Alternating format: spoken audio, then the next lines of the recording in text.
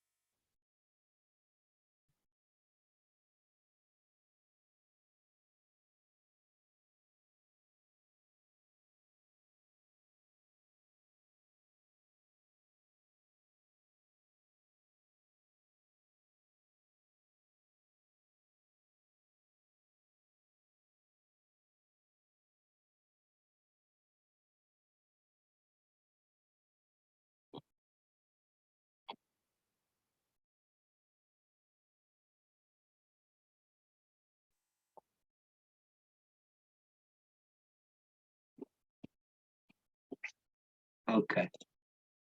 So yeah, that's been like around 2 minutes, so I'll just discuss it now. Okay, so obviously the block receives an impact, so it's going to move to the right, and that's um going to create and then that's going to have a friction force, right? And that's why the plate moves, because the block, when it's moving, the friction kind of drags the plate along. So during part A, it's asks us just to find the angular frequency omega of the plate as it conducts simple harmonic motion. That's pretty easy. So basically, the acceleration A of the plate is just equal to F over m, of course. And so there's going to be a restoring force from the spring, and that's just negative kx. And x is the distance that the plate has moved. And then, of course, there's also a friction because the block is moving, and that's dragging the plate the other way.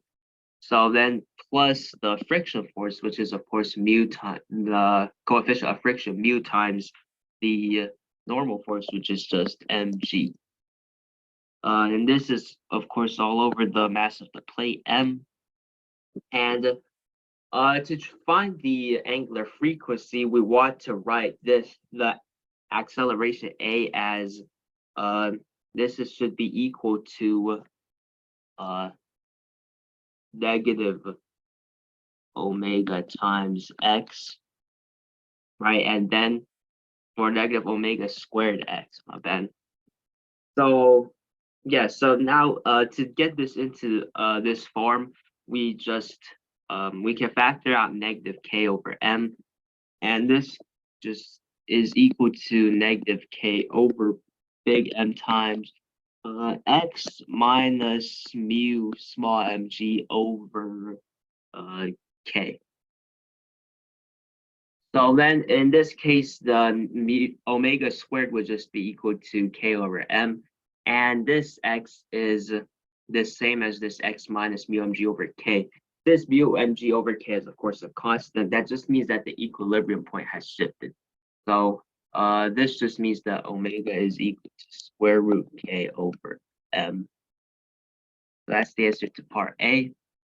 Now, part B, it says just at the time t equals t over 4, where big T is the period of the simple harmonic motion, the block is still relative to the plate and asks us to find the initial velocity of the block v0. Okay, so we know that the plate is going to be oscillating. So one full period t, it would come back to the starting position. So at t over 4, it would be, say, here, right? And this is just the equilibrium point. And we found that the equilibrium shifted to mu mg over k here. That's this part. So this would be mu mg over k. And you can see that this is true for t equals 4 because this, it would go this, travel this distance in t over 4, then over here to the other end, then back here and here, and then back to the beginning in 1t. So we know that this is at equilibrium and that the block is at rest relative to the plate, which means that since it's still, that means that there's no friction force anymore. Okay, so yeah. So first we want to find what t over 4 actually is. It since the period is equal to 2 pi over omega, this over, which is equal to pi over 2 omega, which, and since omega we found is equal to square root m over k, this is just equal to, I mean, square root k over m, this is just equal to pi over 2 times root m over k. So now to find v0, we know that since the block and the plate are still relative to each other, that means they're moving at the same speed relative to the ground, or I mean velocity relative to the ground. So then, yeah, so there's the friction force between the block and the plate is going to be slowing down the block's movement. So at the beginning, its velocity is v0. So as it slows down, we have to subtract the acceleration times the time t. So this acceleration is always constant. It's just mu mg over m. So that's just mu g times the time over which it acts, which is t over 4. And this has to be equal to v, which is the velocity of the plate at this time t over 4. So how do we find that velocity? Well, that's simple, by conservation of energy. Yeah, so basically, by conservation of energy, we have that 1/2 mv squared is equal to 1/2 ka squared. And this is basically because the energy in the spring is going to be at the beginning when the plate is still at t equals 0. That energy is 1/2 ka squared, where a is equal to mu mg over k, because that's the distance that the spring is displaced. And here at equilibrium, there's no energy in the spring because it's at its equilibrium length. So then, by conservation of energy, the only energy at this point, when time is t equals over 4, is just going to be 1/2 mv squared, and v is the velocity of the plate. So we can use this to find the velocity, and we get that v is just equal to a times square root k over m, which is equal to mu mg over k times root k over m. And this is just equal to mu mg times square root 1 over k m. And this my yeah, my mistake. This should have been big M. So yeah. 1 over k. Wait, did I mess up? V equals, oh, never mind. Yeah, this is just this should have been k over m here. So yeah, this is mu mg times square 1 over k times big M here. Okay, so now we can just plug in this v into this equation here, and we get that v0 is equal to mu g times t over 4, and we found that T over 4 is equal to this expression here. So then this would just be equal to mu g pi over 2 times square root m over k and plus v, which is mu mg times root 1 over k big M. And this can be simplified into mu g times square root big M over k times pi over 2 plus small m over big M. So that's the answer, part B, for what is V0, yeah? Okay, so yeah, so that's problem 1. Does anyone have any questions about that problem?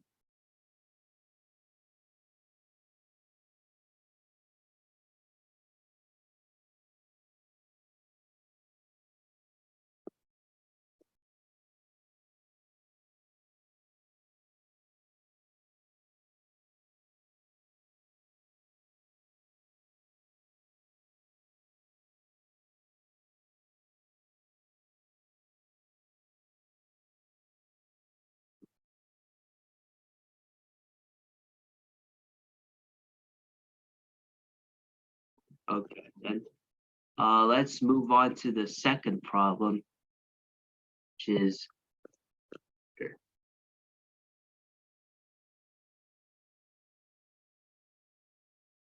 all right. So here's the second problem. This one isn't hard at all, so I'll just go over it right now. So basically, we have this rod that's suspended from the ceiling like this by 2 springs. So in the first one, part 1, we have that both ends of the rod are pulled down by an equal small amount, and that the rod oscillates then with a period T1. So yeah, in second part, it's one end is pulled down and the other is pushed up, and we want to find T1 over T2. Okay, so let's look at the first case. If it's pulled down by a small amount, let's call this X, then there is going to be a restoring force, of course. And this restoring force is just equal to Kx, and this is in both springs. Okay, so then we want to find the acceleration. A is equal to negative omega squared. So the restoring force is just equal to negative 2 kx, because there are 2 of these springs. And then A is just that over the mass of the rod, which let's just say that's m. So this is negative 2 kx over m. So then omega is equal to square root 2k over m. Okay, so then now we want to find the period. That's easy. T1 is just equal to 2 pi over omega, and that's going to be equal to pi times square root 2 m over k. So that's the first experiment done. Okay, now the second part is it says from equilibrium, one end of the rod is put down and the other is pushed up. So it's now like this. It's kind of tilted. Okay. So now there's going to be, of course, another restoring force in both springs, except this time the longer side, since this spring is stretched, it's going to be pulling back on the rod like this with Kx, and the other spring, since it's compressed, it's going to be pushing the rod down with the force Kx. And obviously, in this case, we're looking at torque. So yeah, then we know, of course, that the acceleration A is equal to alpha times, in this case, L over 2, where L is the length of the rod because the rod is rotating around its center of mass. So we're looking at the radius, or like the length, to multiply the angular acceleration by as alpha of this length, which is just L over 2. And so alpha we can find is equal to tau over I, which so it's equal to torque over the moment of inertia, and the torque is just equal to the force times the distance. So there are two of them. So it's 2kx times the distance it's acting on, which is L over 2, over I, the moment of inertia. Since it's rotating around its center, a rod around its center is 1/12 ml squared, and times L over 2. This gives us A, which is, we get, this should be equal to 6, yeah, 6kx over L. So now we can find T2 is just equal to 2 pi over, or yeah, so yeah, is equal to 2 pi over omega, which, and omega here would be square root 6k over m. So then T2 over T 2 pi over omega is just equal then to pi times square root 2m over 3k. So now we can find T1 over T2 pretty easily. This would just be equal to pi times root 2m over k, pi square root 2m over 3k, and this is obviously just equal to square root 3, so that's the answer. The second problem is square root 3. So yeah, does anyone have any questions about this problem?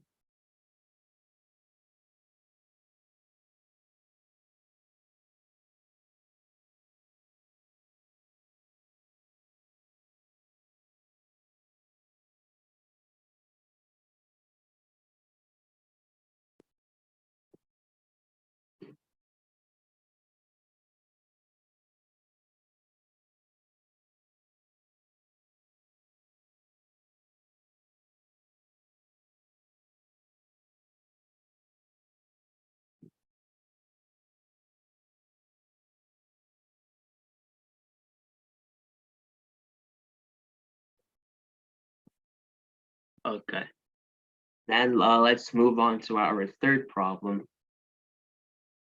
So here, yeah, so the third problem is from Useful, and it's a bit, I want to say harder, but yeah, but like you need more, I don't know, knowledge, I guess, to solve this one. But still continuing with the theme of oscillations, just in a different form. Because if you ever get to Useful, this would be really useful. Just to know how to solve these kinds of oscillations that aren't normal simple harmonic motion. So yeah, this is the third problem.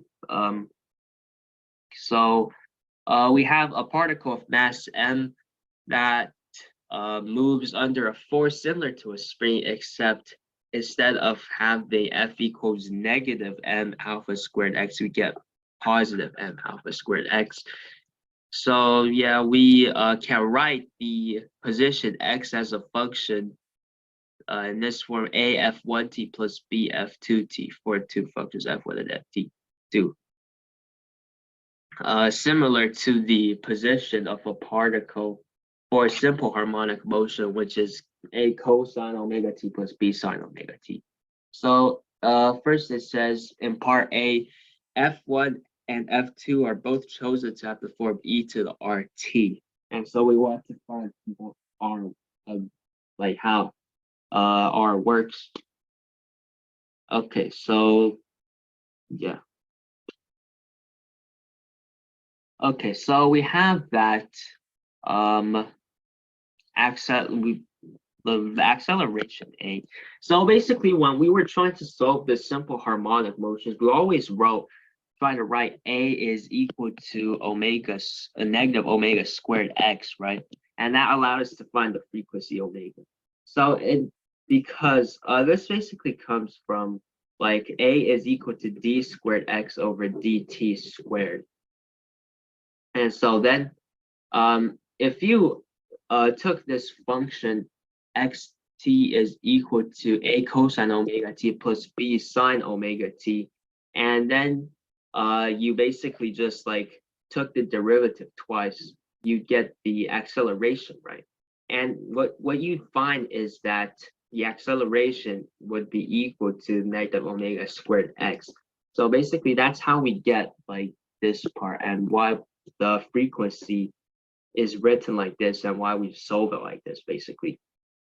So now we can do like the exact same thing in this case where we have F1 and F2 are e to the RT. So in this case, A is equal to F over M, which we know is equal to alpha squared x. So then since A is equal to d squared x over dt squared, and we know that x of t is equal to A times e to the RT plus b e to the RT, or actually it would be um yeah, more like uh let me think for a sec. Okay, actually or b e to the, let's say e to qt or something, because those aren't necessarily the same. So then we have A equals d squared x over dt squared, and if we take the second derivative of this, we get that this should be equal to A times r or actually let's approach this in a different way. Okay, actually I'm doing this the wrong way here because there's actually a much easier way to do it.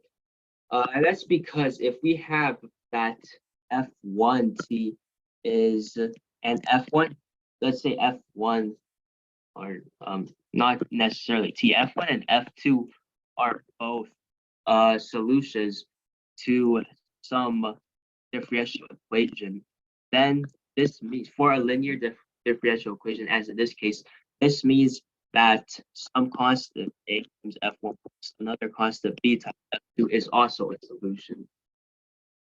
And this is important because we exactly do that. We write A F1 plus B F2 as a solution. So yeah, so this means that instead of having to solve an ugly A F1 plus B F2, we can just solve for F1 first. So basically what this means is that we wrote F1 as equal to E to the RT. So this must also work for this equation. A or dx squared x over dt squared is equal to alpha squared x. So then if we take the second derivative of this, we get that this is just equal to r squared times e to the RT. And we know that this is equal to, again, acceleration alpha squared x. And since x is just equal to e to the RT, then this cancels.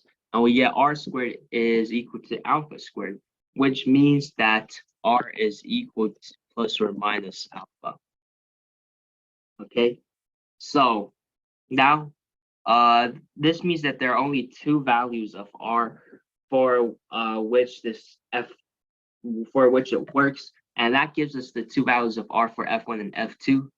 F1 is just equal to e to the RT or alpha t, and f2 is equal to e to the negative alpha. So that's the answer to part A. It's just alpha and negative alpha. So then for part B, it asks us to find the xt, which means we have to find the constants A and B. That's pretty easy. Since we already know that xt is equal to A e to the alpha t plus B e to the negative alpha t, then x0 is just equal to A plus B, which we know it tells us that this is equal to x0. And if we take the derivative of this, we get that vt is equal to A alpha e to the alpha t plus, or my bad, minus minus B alpha e to the negative alpha t. And it tells us that this is in fact equal to 0, or I meant V0, my bad, is equal to, so then V0 is equal to A minus B, which is equal to 0. So combining these two equations, we just get that A equals B equals x0 over 2. So that's the answer to part B, or not entirely. We just basically just found the constants, but if you want like the full answer, it would just be xt is equal to x0 over 2 e to the alpha t plus x0 over 2 e to the negative alpha. So now finally for part C, we have that a second identical particle begins at x0 equals 0 with velocity v0 equals v0. And it says that the second particle becomes closer and closer to the first particle as time goes on. What is v0? Okay. So if we denote the second particle by x1 t, and we again write this is equal to, let's say, a1 e to the, again, we know this has to be alpha, negative alpha, so a1 plus b1 to the negative alpha t. Since the two particles get closer and closer, that means that as if you subtract the if you take the difference of their positions as time tends to infinity, then this distance between them should tend to 0. So if we have x1 minus just x of t, we will get this is equal to a1 minus a times e to the alpha t plus b1 minus b times e to the negative alpha t. And so as t goes to infinite, then obviously this second part just tends to 0. So we know that this part also, it has to equal 0 because e to the alpha t becomes infinite. So this means that a1 is equal to a, this part is 0. So yes, a1 is equal to a, which is equal to x0 over t over 2. So now it also tells us that v0 is just equal to this v0. So yeah, oh, it tells us first that it begins at position 0. So if we plug in x0 over 2 here, we get that a1 plus b1 for this. If we plug in 0 here into this equation, a1 plus b1 is just equal to 0, so b1 is equal to negative x0 2. So now we want to find v0. That's what the question is asking for. Well, vt is v0 is, well, vt is equal to just a1, or let's just plug in the numbers directly here. It's equal to x0 over 2 alpha e to the alpha t minus, or this time will become plus x0 over 2 alpha e to the alpha t. And this tells us that vt is, this is equal to, yeah, this is just equal to, yeah, alpha times, this is equal to alpha x0 times e to the alpha t. So then v0, this part is just 1. So it's just equal to alpha x, and that's the answer to part C. All right, so yeah, does anyone have any questions about this problem?